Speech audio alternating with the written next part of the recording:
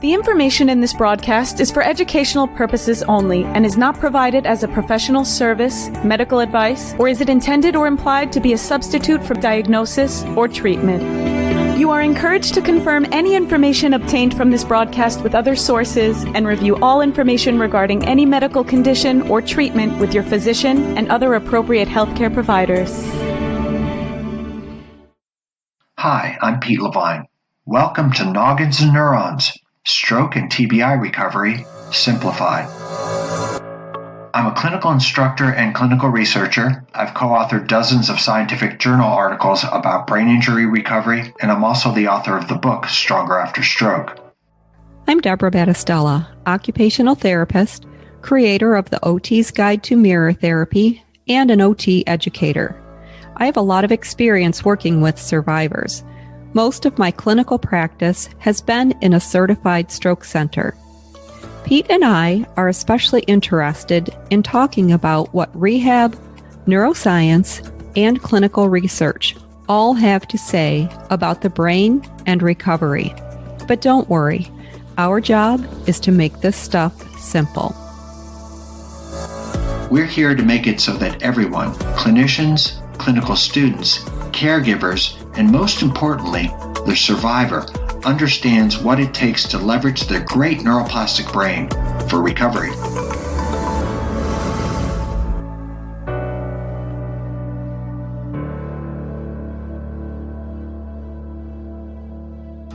Today we're talking about what doesn't work, part 2. In part 1, Pete and I talked about conventional therapy, describing what that looks like since it's referred to in the research, but not clearly defined. We talked about how an eclectic approach to intervention appears to be the best way to guide survivors through recovery. We discussed the challenges around reading the research and deciding whether or not certain interventions or certain aspects of interventions actually work. And then we talked about stem cells and brain injury recovery. Pete mentioned his curiosity around certain word choices that the EBR-SR uses and how he plans to ask Dr. Teasell in an upcoming interview to clear that up for us. And then lastly, we talked about the lack of research on NDT, a highly thought of and frequently used intervention in stroke and brain injury recovery.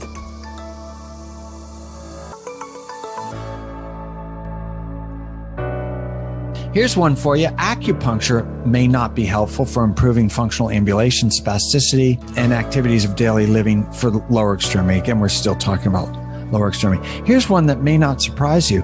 Neuroaid may not be beneficial for improving stroke severity. That's interesting. It made it in here into the EBR-SR. Yeah. How about this one? Stimulants may not be beneficial for improving motor function. Remember when stimulants were all the rage for people with brain injury because it was thought that they would somehow get better if they had, what's the big one for? Ritalin. Adderall. Ritalin. Yeah. Oh, Adderall. Yeah. Was that Ritalin's the one that I seem to remember somebody talking about a lot at the hospital. For brain injury recovery? I think so, because it was a stroke center. How about this one? Have you ever heard of whole body vibration? Yeah. Yeah. Whole body vibration may not be beneficial for improving balance, functional ambulation, and muscle strength. How about them apples? Yeah. Is that going to come up again in what does work? That's a good question, because I know for acupuncture, there are some things where it does work. Yeah, so I do too. You can have that. You can have stuff that doesn't work for one thing but works for another. Yeah, absolutely. Maybe we should have done a comparison. What does this intervention work for? What doesn't it work for?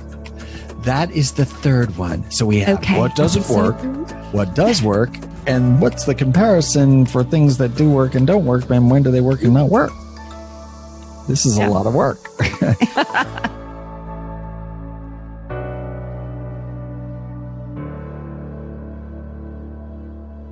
Okay. Hey, Deb Battistell, how you doing? Hey, Pete Levine. Great. How are you? I'm doing good. Haven't seen you in, oh boy, like a half an hour or so. So No. here we are back at it. Part 2 of what doesn't work. All In right. Part 1, we reviewed what? Stem cells and some other things that came from the EBRSR that they thought were maybe not the best thing to do. And so now we're going to continue, if it's okay with you, with the upper extremity and what the EBRSR says about it. Sure. So one of the things that we talked about, and we had a whole episode about bilateral training. It turns out maybe we shouldn't have. I know. That's I was going okay. to ask you about that. But I have a justification for still liking it. Okay. Hear me out. So first of all, let's see what they say. The literature is mixed. Remember, there was can, may not, and then mixed. And again, we have to ask the fine folks at the EBRSR when they come on our podcast, which they're going to, what that all means and why they can't give us a numerical value. Maybe we should suggest that, but we'll do it at the end of the podcast so they don't get angry with us. So, in this case, for bilateral training, it says 3 things. The literature is mixed regarding bilateral arm training for the upper limb rehabilitation following stroke. Second point, bilateral arm training may not be beneficial compared to unilateral training for upper limb function. It's this old debate that we had on here about should you go constraint-induced therapy where you're focused only on the affected side, or is it the Jill Whitall perspective, who is the guru of everything bilateral arm training with rhythmic auditory cueing, that perspective where everything you do in life is bilateral, so that's the way you should train. Then the third point is bilateral arm training in combination with other therapy approaches may not be beneficial for upper limb rehabilitation. Yeah. So what do we do with that? So 2 things. This kind of makes sense to me. We're going to have Dr. Teresa Jones from UT Austin on, and she's going to explain to us why going unilaterally is probably the best thing to do. Because she points out in these animal models that if you do compensatory movement early after the stroke, that you hurt future function of the affected side. So there's a competition going on in the brain. Okay. Look, well, okay, I'm the owner of the brain, let's say, and I want to do stuff. And to do that stuff, I have to do compensatory stuff with my less affected limb, with my stronger limb. That's what the brain's going to focus on. And I mentioned this before in one of the podcasts. If you do compensatory movement and the compensatory movement is done with the non-dominant, let's say left hand and arm, that left hand and arm, because it's been the non-dominant limb all that person's life, will get more coordinated than it's ever been in its entire life. And that makes sense because it's buttoning buttons, tying shoelaces, stuff it never had done before, certainly hadn't done unilaterally. The other thing that's weird about that is if you do unilateral training with the stronger non-dominant side, that side becomes more coordinated than the non-dominant side of people that haven't even had a brain injury. So it is very competitive in the brain, and it makes sense to me that doing bilateral training early would not be a good idea. Maybe during the acute and subacute phase. However, going into the chronic phase, that's where there's this concept that when the strong and weak side work together, the weak side, the trajectory improves when it works bilaterally with the stronger side. The strength gets more powerful. The coordination goes up. The targeting gets better. Everything gets better. So I think that during the chronic phase, that may be when you want to incorporate bilateral training. It's a guess here. And I think what I'm learning from the EBRSR is nobody has the answers. It's the brain. And then on top of it, it's a brain that's not working correctly. So it's going to take a while to figure out. But it is interesting to take all these things into account. I agree. And I would say it's not really a guess. It sounds like clinical reasoning in action, which I think is important to point out because it seems like some people in general and newer clinicians struggle with that. And the reason that you were able to come up with that conclusion is because of your years of work in the field and your ability to think. Well, maybe that's true, but what do you think? Are you still down with bilateral training, or does this change your mind at all? Well, I read that too. And it planted some seeds of doubt in my mind. But the way that you are thinking about it makes sense to me. And we did talk about the whole facilitating learn non-use immediately following a stroke in I think it was our very first episode. And so based on everything that we're learning, it makes sense. So when I when we first started talking about what doesn't work in the last session, I said, I find this research thing very confusing, and how do we know what to do? And one thing I do remember reading during this researching this topic is that I think what makes it hard is that not all of the studies are done exactly the same. And so it makes it hard for them to compile the data for us. Yeah. And even in the bullet pointed things that are at the beginning of each module of the EBRSR, you can hear the struggle in the language. You know, we think, and that this may be why they're using terms like may not, and can, and all that stuff. With regard to bilateral training, I'm just not willing to let go of it. And in the lower extremity, it's baked into ambulation. So we don't have to worry about it. It's there whether you like it or not. And you can't have somebody do unilateral stuff only. You have to incorporate bilateral training because it's part of ambulation. However, there is a form of constraint-induced therapy for the lower extremity, and I posted a link to the protocol, I think, on the constraint-induced therapy program show notes. But yeah, I would say, generally speaking, for the upper extremity, do the unilateral stuff while the penumbra's coming back online and the brain's trying to figure out what it wants to be when it grows up, and then add bilateral training in the chronic phase, especially when you're trying to get nuanced, more coordinated movement, because that good side will, in real time, drive neuroplastic change and inform the weaker side in how to move. It'll teach it how to move. Yeah.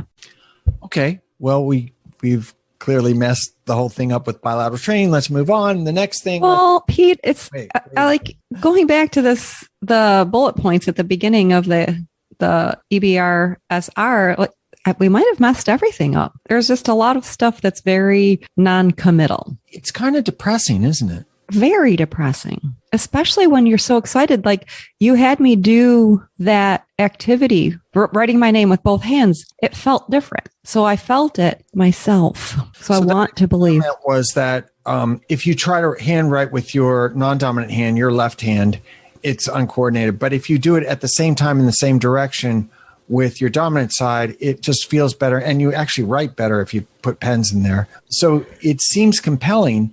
I think we can have both things going on in our head. Maybe something like constraint-induced therapy doesn't work with Mr. Jones, but with Mr. Smith, it works great, while the vice versa is true with bilateral training or mirror therapy or a myriad of other things that you can bring to bear for recovery. Yes. A couple of quick hits from the EBRSR. This is going to depress us even more. The literature is mixed regarding use in the upper extremity with music therapy, telerehabilitation, arm-shoulder robotics. So the telerehab really depressed me. You saw that too, huh? I did.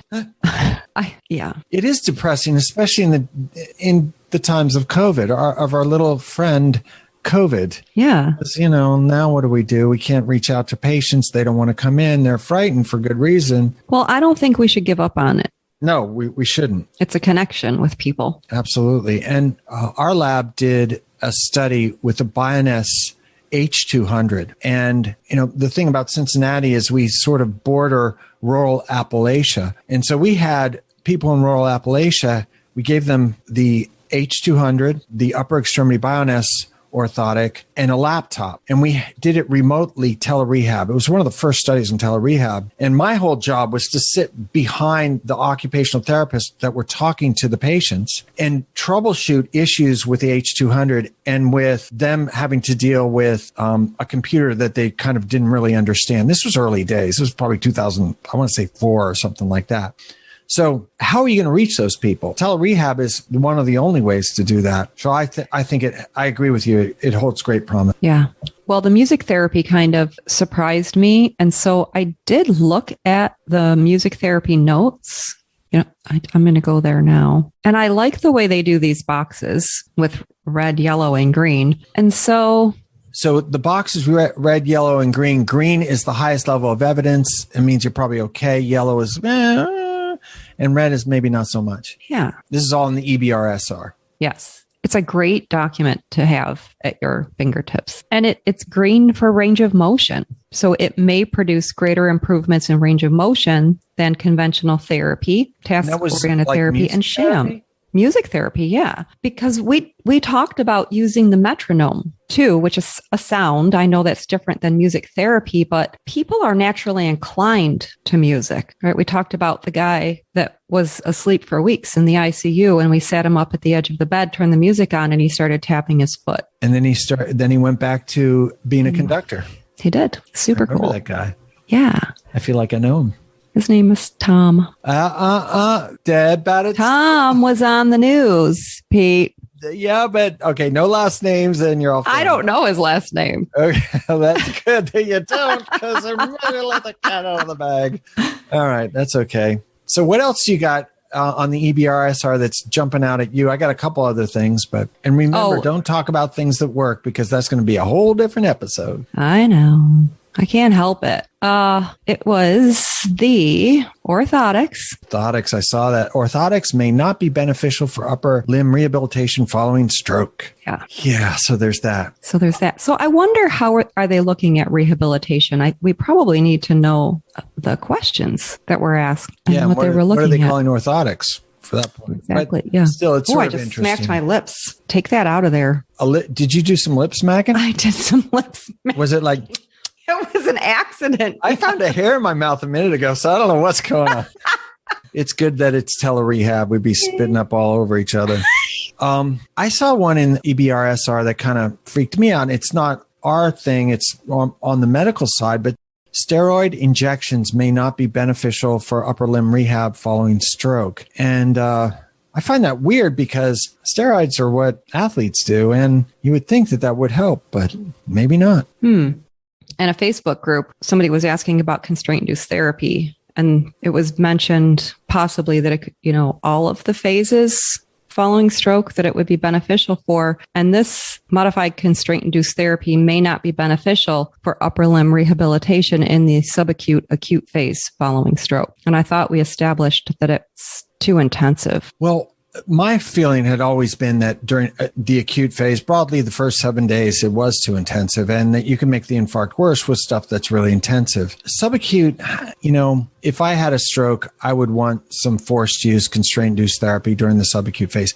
Maybe not 0 to 60 intensively, but I would want it so that the brain can re-engage those neurons coming off the penumbra into what they had been doing for all their previous life, previous to the brain injury. Yeah. But, I think all of this proves that everything's a work in progress, and research, like with COVID, Anthony Fauci was saying, don't wear masks. And then he was saying, do wear masks. That's what science does. It reacts, and it's amorphous, and people don't like it, but that's the way it is. So right now, maybe we should recalibrate when we do constraint-induced therapy. And maybe it is too intensive early. But again, isn't it interesting? It all comes down to a thinking clinician, or a thinking clinician and a caregiver, along with a really smart survivor, because those exist too.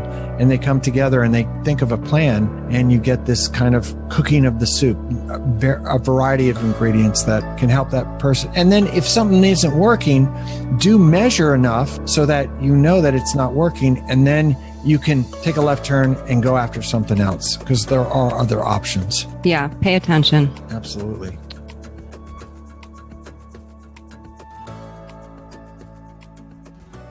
Pete, we asked people to donate to our Venmo account to help us keep this podcast up and running. One of the things that I would like people to know about us is, if they don't already know it, is that we're pretty passionate about neuroscience and our practices, and sharing this valuable information with the world.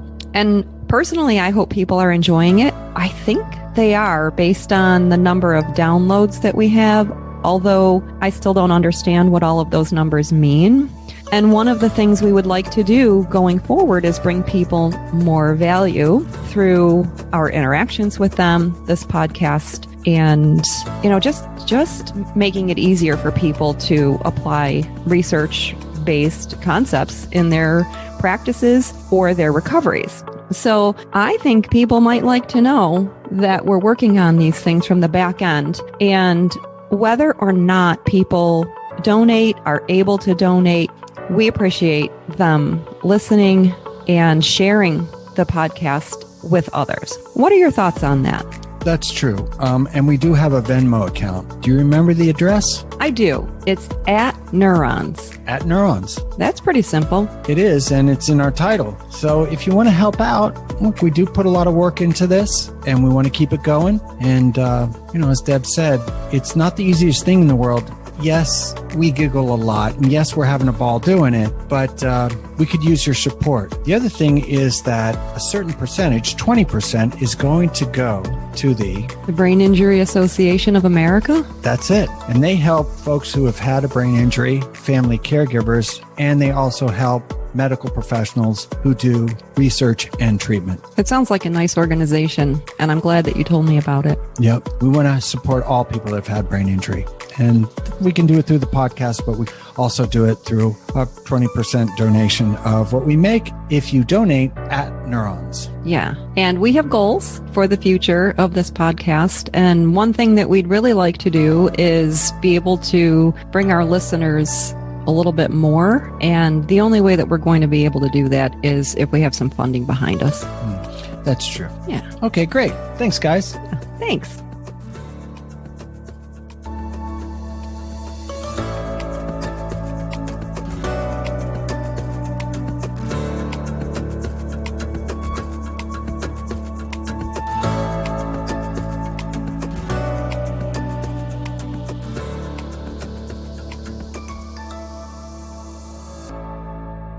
So I got another story for you, or did you want to stick with the EBRSR for a little while longer? Tell me a story. Tell us all a story, Pete. Okay. I like story time. Well, kids, sit back, get your pillows, lay down, and get ready for a nap, because I'm going to tell you a story about a company that stole the name of my blog. Pissed me off so much that I ended up doing some research on them and finding out that they were scamming a vulnerable population of stroke survivors. So this should help you sleep well at night, kids.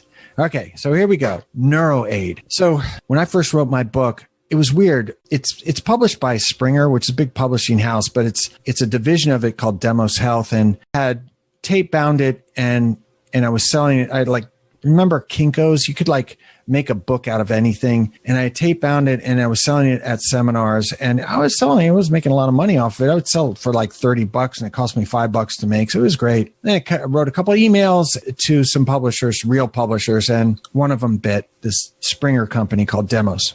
It was weird. My first editor, who did the first two editions, was a stroke survivor. And I think she immediately saw why this book was kind of important, that you would, show everybody in layman's terms, what neuroscience has to offer for people that are trying to recover. And one of the things that she did early on is she said, you should really start a blog. I was like, a blog? Really? I mean, I'm still working on finalizing the book. Well, first of all, it'll help sell the book. And second of all, it'll help you flesh out ideas for any future editions. So I did it. And I didn't want to call it the name of the book, so I called it the Stroke Recovery Blog. So great. And it kind of did really well. It was early days. It came out started in 2006 or something. And there was nothing else really like it online. So I got a lot of interest, and it was great. A couple of years later, 2 or 3 years later, another blog is launched, and it's called the Stroke Recovery Blog. I'm like, they stole the name of my blog. What the heck? It reminds me of, you ever see Finding Nemo? And Nemo's father is trying to find Nemo, and he's following, Ellen DeGeneres, who's brilliant in this movie, as she's going around the ocean, and she says, oh, I know who that is. Follow me. And then she forgets everything. So she forgets that he's following her. So she finally turns around to him and she goes, why are you following me? What, is the ocean not big enough or something? It was kind of like that. You couldn't come up with any other title for your blog except the Stroke Recovery Blog, but it was clear what they were trying to do. There was we'll call it the same as this other popular blog. And then when people try to find that blog, they find our blog. It is a great marketing scheme. So I went to the blog, and it presented as a blog, 5 things that you could do to recover from stroke, 8 things that will help you with spasticity. And it was all this, typical stuff. But it was very clearly trying to sell this drug called Neuroaid. And it was very, very slick. There was clearly money behind it. It turns out that it was run by a company called Moliac, which is a French company, a French pharmaceutical company. And they were selling this stuff that was supposed to help people with stroke. This is a vulnerable population. They had a pill and they were going to say that it helped you recover from stroke. It's insane. So I had never heard of Neuroaid before, except I had heard of it because your friend of mine, Dr. Stephen Page, had written a very uncharacteristic email to our entire team. He included physiatrists, neurologists, everybody up and down. And it was bitingly sarcastic. It was kind of out of character for him. But this is what and I dug up the email the other day. This is what he said. Colleagues, it looks like millions of lives will be restored. How absent-minded of me to tell patients that there is no magic bullet for all these years. And shame on you, therapists and physicians, for not giving your patients Neuroaid. Thank goodness for Neuroaid. So it's like really like this thing. So then I remembered that's the stuff. So then I went and looked at it. And it turned out that one of the people on their advisory board, and I'm going to link to this whole blog entry. It's my most popular blog entry. About 26,000 people have read it or at least looked at it. Because everybody's interested. They go, Neuroaid, does it work? Is it a scam? They find my website, it says it's a scam. So anyway, there was somebody on Moliak's advisory board who was also running the research. So it was a clear and crazy, obvious conflict of interest. There were other problems. They had this outcome measure that I had never heard of. And my thing was outcome measures, and it was for stroke. And they didn't use the Fuglemeyer, the Action Research Arm test, or the arm motor ability test, or the stream, or any of the ones that I had heard of. They used this other one. It actually had the word apoplexy in the title. It was crazy. And the only thing I could find about this outcome measure that they used to prove that their Neuroaid worked was this outcome measure. And the only information I could find out about the outcome measure brought me right back to their study. It was like they came up with their own outcome measure to prove that their own medication worked. It turns out that Neuroaid is made from 12 different Chinese herbs plus extracts of leech and scorpion. Mm-hmm. And they're probably, because I got a lot of response from this Neuroaid blog entry, I got a lot of stroke survivors coming on and telling me everything that they had learned about it. And again, a lot of people that have had brain injury are really smart and they have a lot to offer. And they're trying to figure this stuff out. So one guy wrote that they're available in any major city in the United States has a Chinese herbal store, right? New York, they're festooned. In Manhattan, they're all over the place. And you can buy all of these in these stores. You can also buy them online. For instance, there's an herb called Stroke Away. And I'm going to link to all of these things. It's really the same configuration. It's just called Stroke Away. And it's much, much cheaper. If you were to buy those herbs separately, they would cost you about $1. The cost of Neuroaid is, for the standard 3-month treatment, is $1,346. But that does include shipping. So that's good news. Oh, that's good. Yeah. A 1-month treatment is about $488. So I just did a quick Google search while you were chatting. Yes, ma'am. Apparently, there's a case report here about Neuroaid 2 in hemorrhagic stroke. Yeah, there's going to be all kinds of research. They're going to make sure that there's stuff out there. This is fascinating. Statement of ethics. Here's the weird thing, though. They ended up dropping the name Stroke Recovery Blog. So the thing that pissed me off about them initially, they dropped, and now they have launched this new website, and now it's Neuroaid 2. It's almost like they're trying to distance themselves from their previous work. Yeah. It was interesting. Well, anyway. Sorry they stole your stuff. Yeah. Well, it was interesting. It was a good journey. Yeah. Sounds like you got people talking. That's always good. Mm-hmm. So what are we going to talk about next? So I would like to go back to the EBRSR and talk about the lower extremity. We did the upper extremity. Maybe we should give equal time to the lower extremity. Maybe we should. You asked something the other day, or you said something like, I don't know why so many of these studies are done in the upper extremity. And I thought about that, and I actually think I know the reason. So here's my hypothesis. So let's say you're going to do something that involves actually touching the brain, like transcranial magnetic stimulation, or these two very nice OTs that we're going to have on our show that work at NeuroHub in Orlando. They have this new interface that uses EEG, electroencephalogram. So they're going to use that tool to then activate eStim once there's an intention perceived by the computer. that kind of thing. And we're going to talk to them about that, so we learn more about that. And you talked about it, that brain muscle interface in a previous podcast. One of the things that is true about the brain is that the homunculus, the hand, is right here. I mean, it's incredibly available. When you're doing transcranial magnetic stimulation, where you are able to stimulate the brain right through the skull non-painfully, it's easy to just hit that part. Like literally, if you're standing up and the person's sitting down, that's the part you're on. The leg, though, is way down between the two hemispheres. So all of that technology, it's hard to get down there. And so that's one thing. The other thing is that the hand takes up so much of the brain, and it's so complicated. Each finger has what? You got the MCP and the PIP and the DIP. You got like 1, 2, 3, 4, 5, 6, 7, 8, 9, 10, 11, 12. And that's just joints in the fingers. I mean, it's a crazy amount of stuff. And this is why it takes up so much brain. And this is why I suggest to people that if you want to engage the brain, engage the hands. If you want the arm to get better, engage the hands if you can.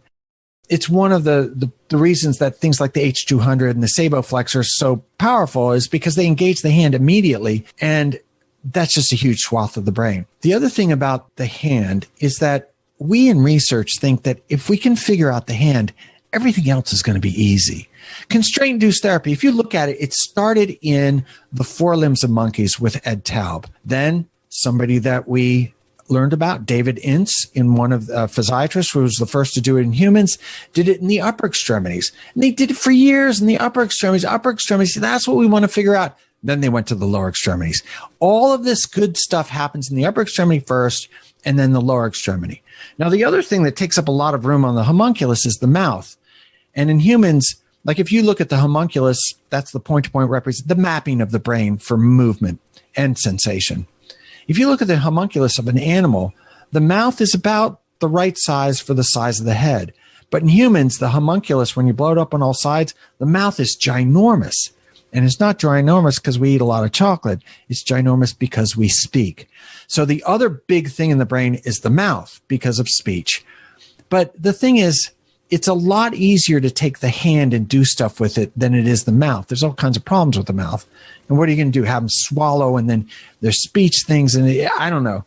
I think it just made more sense to researchers to go after the hand first. I just talked a lot. I'm so sorry. Deb, I can see Deb's face is just like, what? Well, I don't even know what to do with that.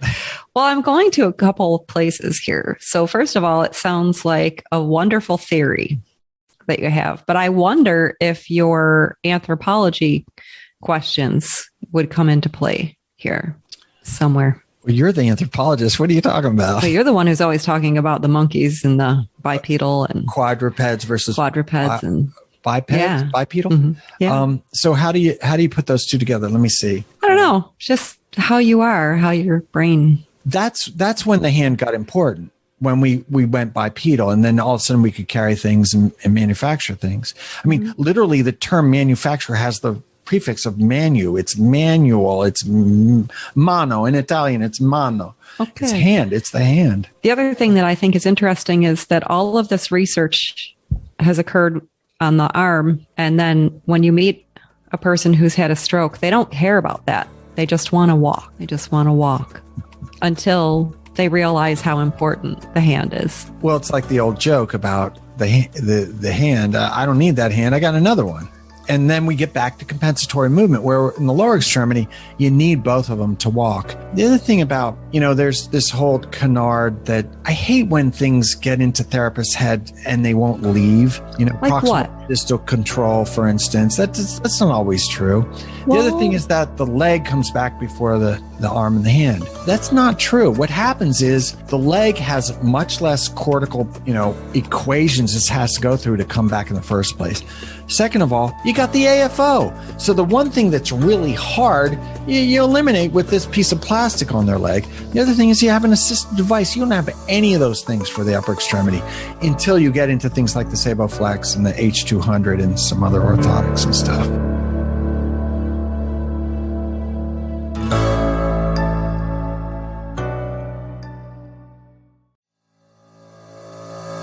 Hey, Pete, you know what's great about podcasts?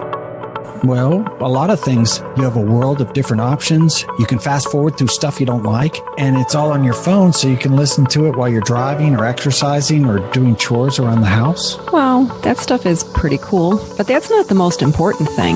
Wait, what do you think is the most important thing? That when you listen to the radio, all you get are ads. Even NPR shuts down for it seems like weeks to beg for money. Oh no. Uh-oh, what? We're about to do the same thing. You know how much work we put into this, the research, the endless technology hoops that we have to jump through, the websites, the equipment, the editing. We just need a little help. Well, how can people help? Through Venmo. We have a Venmo account, and any little bit will help. Our Venmo address is @Neurons, because of course it is. @Neurons? How much do you think people should give? About $1 million. Come on. Okay, like $500? Are you serious?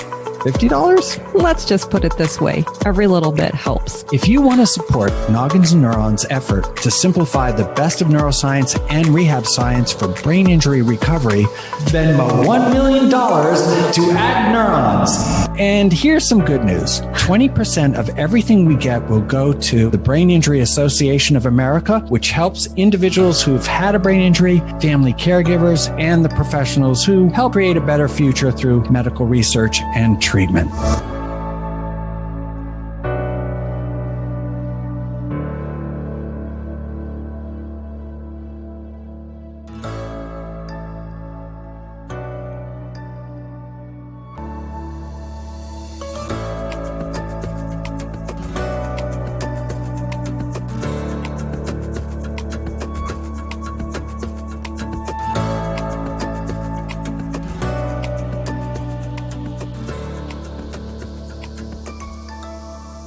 So one of the things that I found in my search that has nothing to do with what you're talking about other than the proximal to distal myth. Yes, ma'am.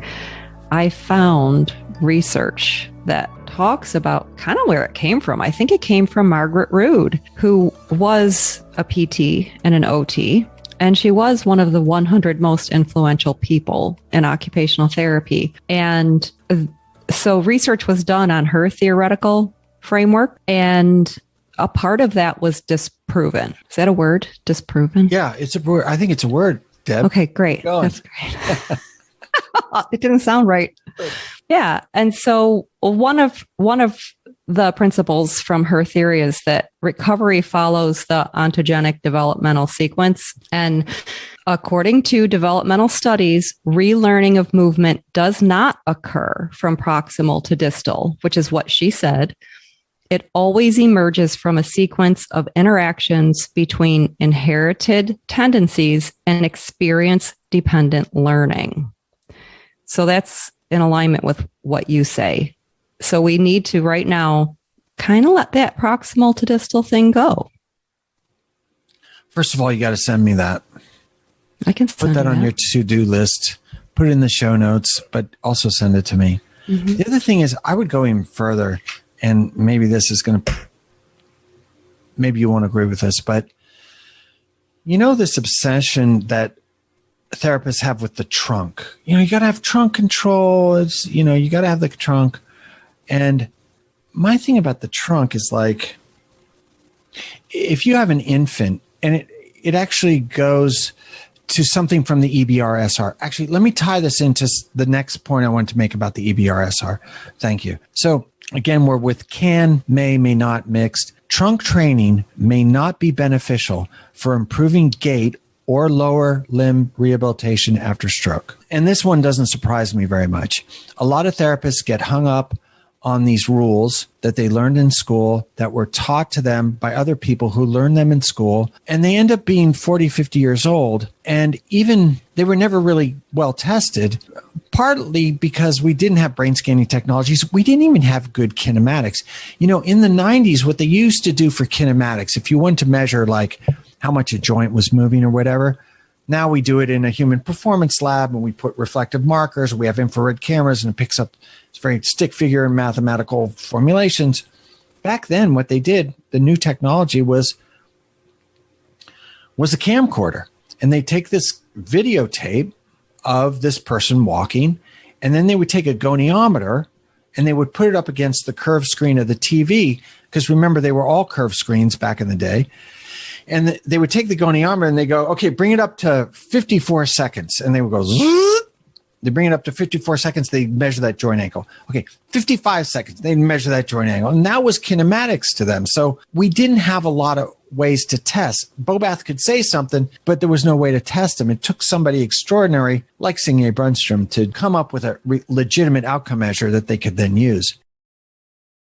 The infant's sitting on the floor and it doesn't know what it's supposed to do, so it reaches out for a bright, shiny object. Now, it topples over because it doesn't have the trunk control, but it's learning trunk control. It just wants the shiny object. And so it goes after it again and again through repetitive practice. You have successes, you have failures, you build on the successes, you try to eliminate the failures, and over time they learn how to use the trunk. So the hand, the intention of the individual is what drives cortical change. And that becomes the expression of the hand. And once again, we're back at the hand expressing itself in some way and then dragging the rest of the body with it. So for the trunk, it is important, though, for sitting balance and postural control. And, if your shoulders are back and your head can be up, then you can see the environment around you. If you're kyphotic, you're kind of looking at the floor and it's hard. So if we're talking about it that way, are you in agreement that postural control is important? It is really important. So here's the thing. We always talk about the mind and the brain. The mind is you. Who do you love? What are you trying to accomplish? What are you trying to learn? You. It's the person. The brain is just the machine that carries out what the mind wants. All I'm saying is you're putting the cart before the horse if you don't understand the intention of the human. And infants are a great example because they don't know what's going on. They just want the shiny object. And they're working on trunk control without knowing it. Let the intention drive the brain. I think that's pretty much what I want to say. But yeah, trunk control is great. And, if you want to work on trunk control first, I would say that you can do both at the same time. Yeah. Well, I think, from my perspective, anytime I've ever been working with somebody, it's like I'm working on multiple things at one time. It's just a lot funner to reach for something that you want to reach for than saying, let's do trunk control, or, and take this abstraction. And then the patient may not understand what you're doing. And I don't know. So look, there's all kinds of good therapists that do all kinds of good things. And I think what we're learning today more than anything is that an eclectic approach is probably the best way to do it. And this therapist, this is why you're getting paid the big bucks, to cook the soup. Yes, that's true. I got one for you from the EBRSR, and I bet you're not going to disagree with this one. Cycle ergometry or cycle ergometer training may not be beneficial for improving functional ambulation. Really? What a shock. Huh. Why would it? What were they thinking there? Who did that study? Maybe they think it's bilateral training will help with arm swing or something. I don't know what that was about. Well, can we stay there for a minute? Because remember how I talked about the Choosing Wisely campaign?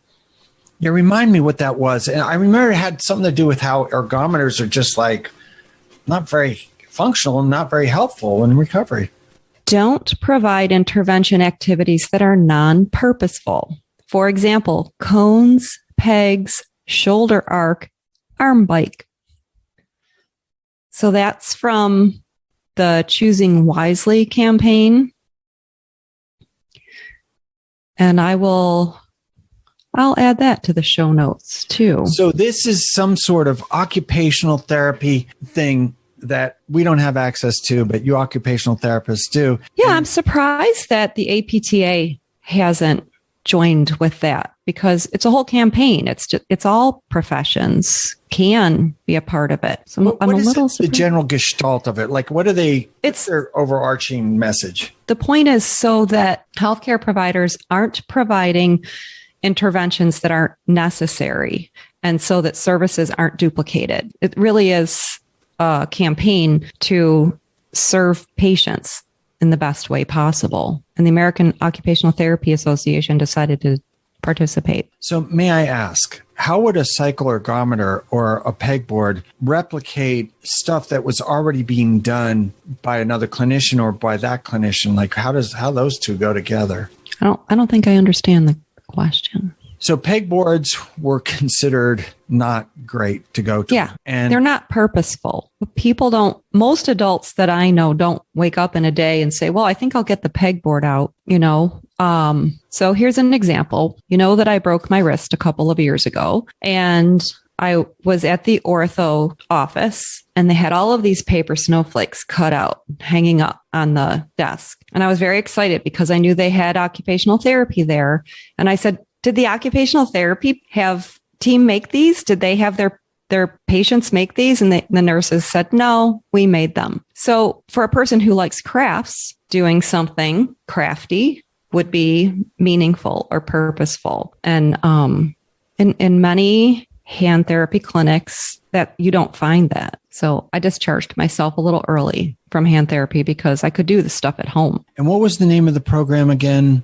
It's Choosing Wisely campaign. And really, the overarching message is that you should look to things that are not just functional, but important to what you guys call clients, I guess. We call them patients. Well, we're trying to move away from that model because that language keeps the healthcare provider knowing more, like just a different perspective. Talking about patient versus client? Yeah, that's all. And you think calling them a patient kind of separates them from the clinician? Yeah, in some instances, it keeps them less involved.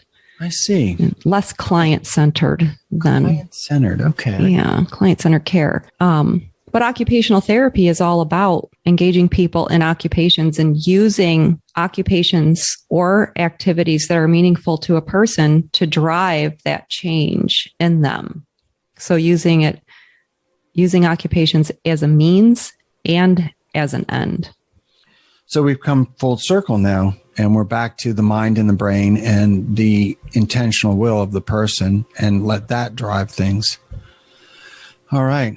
I got another one from the lower extremity EBRSR. How about this one? Botulinum toxin, or Botox, may not be beneficial for improving gait. Isn't that interesting? There's conflicting evidence about the effect of botulinum toxin. Remember that Botox is denatured botulinum toxin to improve gait when compared to a placebo. Wow. So you have to understand. So what they're doing is they're measuring gait kinematically. Go to a human performance lab. They administer Botox probably to the gastroc and to the inverters at the foot and maybe up the thigh somewhere. And then they're seeing if they walk better after the Botox takes hold. And as I'm sure you know, Botox takes a few days to get into the muscle. It's not immediate. And it takes time to kind of understand how to use your new Botox muscles. Right? I've heard of people getting Botoxed. They're at home. All of a sudden the Botox kicks in and they fall because that spasticity they had leaned on isn't there. So what they're looking at in these studies is they're looking at, does Botox immediately improve quality of gait? And they just can't find it there. What I would like to see, and maybe this study has been done and I need to dig more, but what you want from Botox is you want it to give you a window of opportunity to reestablish something kinematically, to reestablish some sort of movement that you couldn't work on because the spasticity was so profound. And then when the Botox wears off, you have this newfound movement. That's the study I'd like to see, but understand that these studies, they looked at 4 studies from 2003, 2012, 2015, 2019, and they just said when they did it immediately, and once the Botox got into the muscle, it didn't seem to help ambulation. Kind of surprising. It is kind of surprising. Well, and this is why research is important, because we do have these ideas and thoughts about the way it seems like things would work out, but the numbers don't lie. Yeah. Yeah. I've got a couple more for the lower extremity. Exoskeleton systems may not be beneficial for improving motor function, functional ambulation, functional mobility, balance, activities of daily living, and muscle strength in the lower extremity. Do you know what that is? That's the Locomat. The Locomat is $300,000. You know what you can do for $300,000? You can buy a supercar for $300,000. The Walkbot, the hybrid assistive limb, the HAL, the auto ambulator, all these things that a few years ago we thought were great maybe not so much. So these are things that take them through the Gait cycle and provide active assistive to active to resistive training during ambulation. They're very expensive. A lot of the big clinics have them. They draw a lot of patients in because people go, I got to have that thing. It may not be that effective. Wow. And didn't you say at one point that those harness systems are beneficial because people, they're supported and then they can move their legs? Yeah, it gives them, it hangs them up from a rack that's above their head with what looks like a parachute harness that comes between their legs and under their pelvis. So if they fall, they don't fall. So you can have them work on speed-dependent treadmill training, get them to walk faster.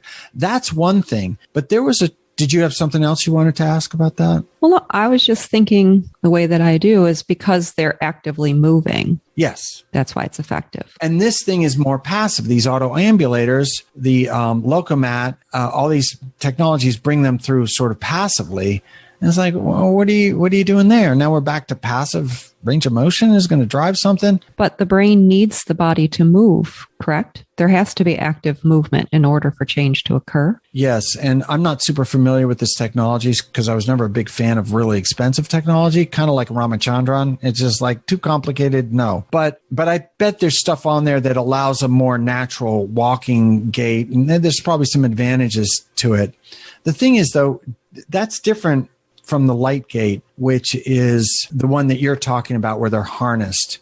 However, the largest trial in the lower extremity in the history of mankind was run by, I would like to call her a friend, Catherine Sullivan, and then another very well-known researcher in rehab for the lower extremity for stroke, Pam Duncan.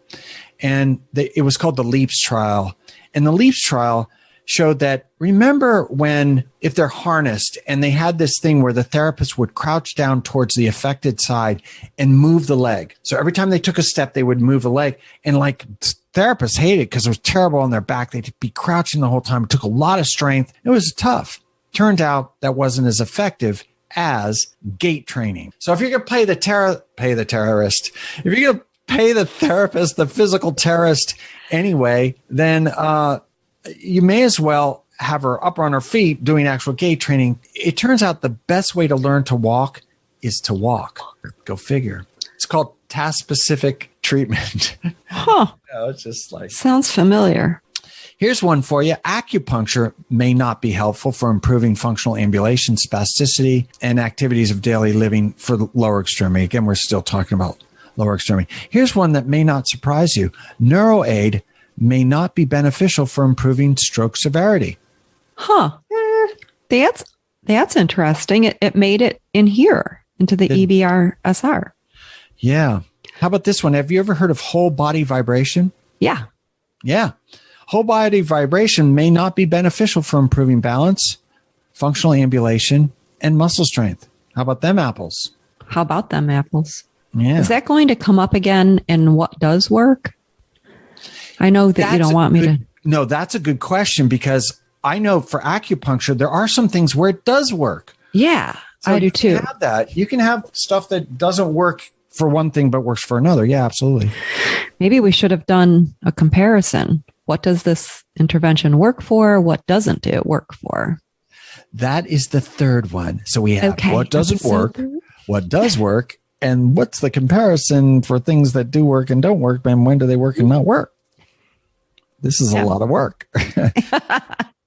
How about this one? Stimulants may not be beneficial for improving motor function. Remember when stimulants were all the rage for people with brain injury because it was thought that they would somehow get better if they had, what's the big one for ADHD? Oh, yeah.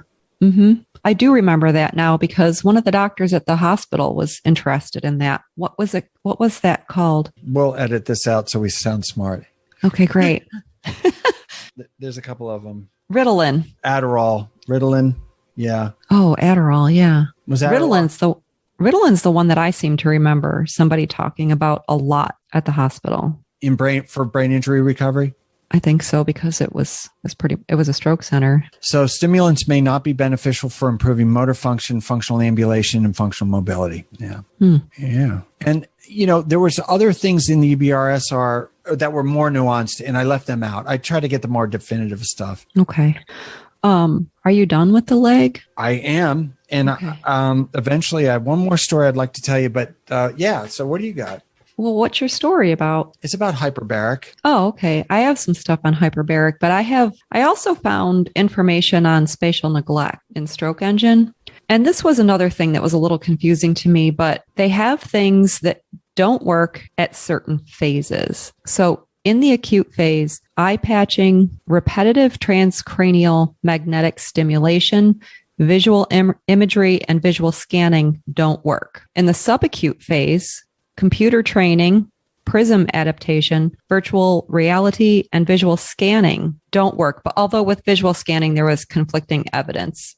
And then they have the statement that I don't really understand what it means, and maybe you can help me know what it means. Phase of recovery, not specific to one period. Does this just mean like throughout the phase? Is that what they're trying to say here? That Maybe. I'm not really sure. It sounds like they're trying to nuance something. Yeah. And it is a little confusing to me, but they say there's conflicting evidence for limb activation as an intervention, mental practice, sensory cueing, virtual reality, and visual scanning. And in general, they're saying that verbal, visual, and auditory cues are not beneficial, and the I'm sorry, this is all for unilateral neglect stuff? Mm-hmm. Okay. Yeah. Sorry. Yeah. I just, I was glad that came up because that is a big problem following stroke, and we need to use what works. But in that same page on Stroke Engine, if you scroll down, they actually have a chart showing you what works and what doesn't work. And they link more of the evidence there so you can choose appropriately for the person you're working with. Yeah. And that's Stroke Engine, right? Mm-hmm. Yeah. I have the link ready. I'll put that in the show notes. Okay. Yeah. It seems like the Stroke Engine and EBRSR is going to be in every show note, but that's okay. Yeah. And they both do the same thing. It works. It doesn't work. You pick.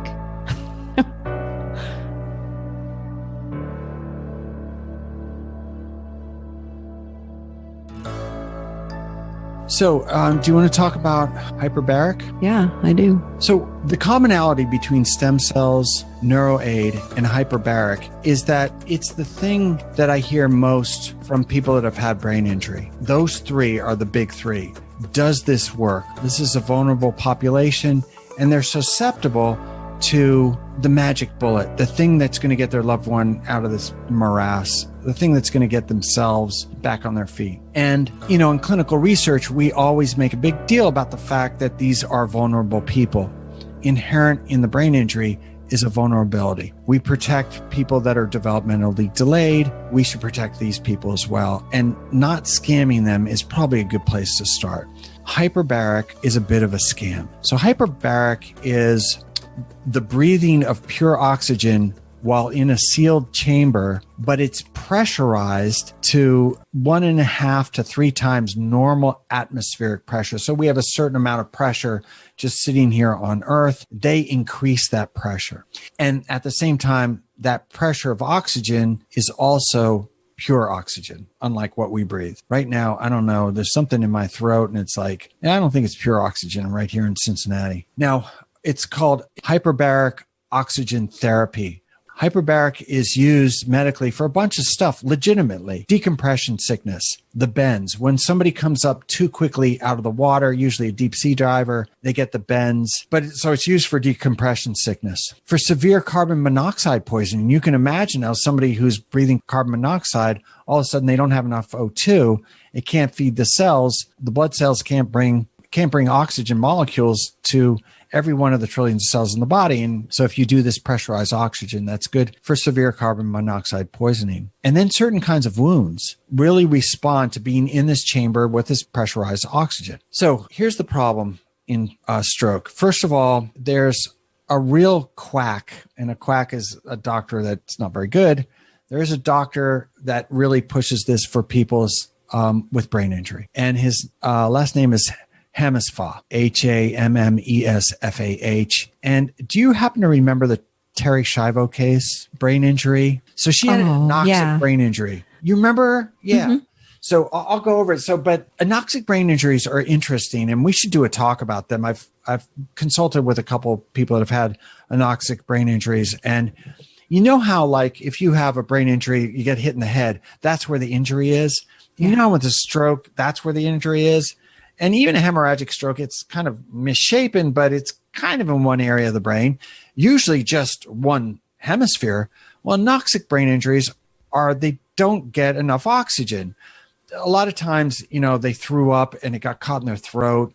They were drunk. But in Terry Schiavo's case, she had a heart problem and it just wasn't pumping for a while. And she got an anoxic brain injury. And the husband knew what her wishes were, and he had power of attorney. And he knew that she was considered to be in a vegetative state, and he knew she didn't want to live this way. So he was ready to pull the peg tube. Okay. And he had the legal right to do this. Okay. The parents intervened and said, you can't do this to our daughter. We know that she can come back from this. The parents said, okay, great. And so the peg tube was taken out, and then it was put back in, and this poor woman, meanwhile, the parents went in and they tried to do a video. They took like hours and hours of video to get like 3 minutes of what appeared to be Terry Schiavo responding to questions or whatever by turning her head. They said, there's proof. And so there was a conflict and nobody knew what to do. It had to do with religious applications and right to life and right to death issues. It was this whole thing. Anyway, Hamasfar, this MD that was all about hyperbaric, got involved. And he went in front of the court and he said, I can cure her with hyperbaric stuff. And he's still saying this.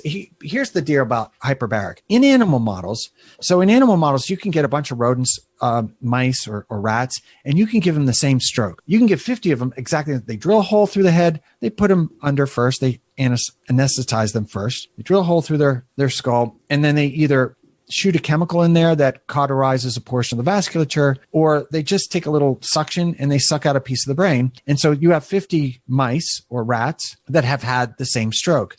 In that case, when they get hyperbaric immediately after their brain injury, they do a lot better. No doubt about it. But the thing about hyperbaric chambers is you can't get somebody out of it very quickly, because if you do, they'll get the bends, just as if they're the same thing as if they were. So if it only works acutely and you have a person with an acute brain injury in this sealed thing, it becomes their coffin, because if something goes south and they need help, you can't get in there without killing them. So there's that. To say that it works during the subacute phase or the chronic phase is absolute BS. Will it do harm? Hell no, it won't do harm. It'll probably be good for them, generally speaking. We should probably all have hyperbaric occasionally, but it's not going to cure the brain injury. And this guy's still in business, and he's got a place down in, it's changed the name, Neubauer Hyperbaric Neurological Center. It's someplace in Florida. So again, even with this, if they come out with research that says it does work, or they find a way to do it safely in people that are acute, I'm all in. I bet you're all in too. That's what research does. One of the points that was brought out in an article that I looked at is that even in people who have TBI, there's little evidence that they have a good outcome. And looking at the Glasgow Coma Scale for people, even if it increases by a few points, if they're severely disabled, it's not going to improve their quality of life. So even if having hyperbaric oxygen increases their score by a few points, it may not mean they'll ever be functioning. So, just something to think about with the severity of an injury that people have. Absolutely. I've made it very clear to my wife that if I get to the point where you're talking about, should we take the peg tube out or not? Please take it out. Make me comfortable. Give me lots of opioids. Nobody here lives forever. In 100 years, nobody's even going to remember us. Enjoy it while you can, right? I have told my daughter, I said, you are the one in charge, because you can make a decision. You see enough of that. And I have seen family members walk all over patients' wishes, and then they get pissed off, and then nobody can figure out why they won't talk to the family members. Well, they're mad. You didn't honor their wishes. And you're right. Nobody's going to live forever. Death is part of the life cycle. No one here gets out alive. No. Jim Morrison. Yeah. And you gave that sort of power of attorney to your daughter? I did. Oh, that was smart. I told you that the more daughters that you have, the less likely you are to be institutionalized after a brain injury. Yeah, I only have one. I only have one too. I'm thinking now I should have more. It's kind of an insurance policy against. I'm sorry. Okay, I love you, Nicole. I wouldn't want another daughter. That was some. Yeah, See, I'm happy. That's the thing. We had this discussion before. So they're harder to raise. And it was true with my son and my daughter. My son bounces. He's fine no matter what happens. My daughter is a little bit more intensive in terms of parenting needs. But on the back end, they keep you out of the old lady's home. That's got to be worth something. I don't know. I had this conversation with my daughter about, I said, you know how a lot of people want in-law houses? I don't want one of those. I want a tree house. So tell your husband to build me a tree house. She goes, wait a minute, who said anything about an in-law anything? Come on, Nicole. So if you were in a tree house, how the hell are you going to get up there? Like, are you expecting them to do a ramp so that your wheelchair can go? I don't really think I'm going to need a wheelchair. There's a tree house in their backyard now, and I can get up there. And there's one of those unstable bridges that you walk across to another spot. Balance training. Yeah. Look at you. I did it. And then there's a little zip line, and I did that too. Get right out. Oh my God. It's life-changing. Man, isn't it true like you're a motorcycle enthusiast? I am. One of those things? Yeah. You're just you got a whole 3D thing going on. Yeah, not really. Mild-mannered OT that likes to zip line and ride motorcycles. Well. Okay, anyway. We've gotten silly. I think maybe this is time for us to bid you all adieu. Okay. Can we dismiss done? class? Class dismissed. Class is out. Okay. Well, thanks, guys. Thanks for listening. And we'll hit you up on the flip side. I don't know what that means. Well, that's back in the day. Hey, vinyl's coming back. Oh, the flip side. That's right. Yeah, that's what that had to do with vinyl.